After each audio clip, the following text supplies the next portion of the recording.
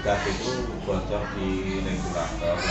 Anak Betino itu teriak-teriak, terus saya lari, saya bantuin. Saya ini kan juga bantuin, cuma nggak mampu.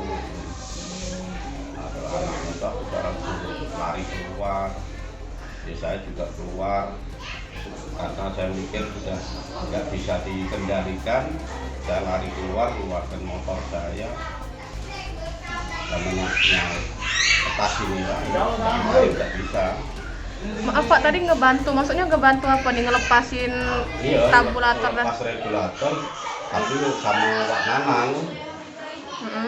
Wak Nanang juga yang rumah depannya itu.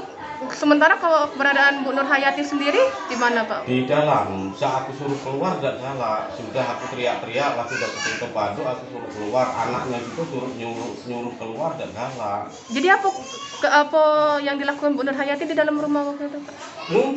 Malah ngumpet gitu.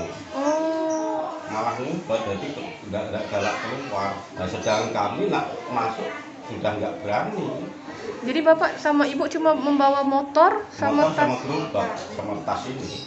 lain-lain Bu? Lain-lain nggak bisa. Surat-surat penting? Nggak bisa keluar semua. Astaga, ya Allah.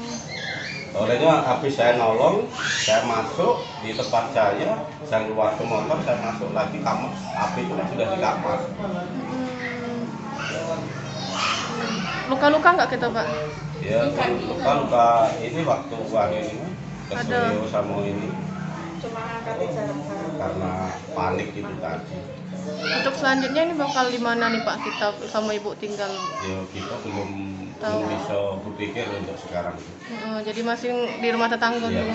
sementara ini yang numpang-numpang alhamdulillah ada ponakan, ada kawan, saudara-saudara. Keseharian kita kerja apa nih Pak?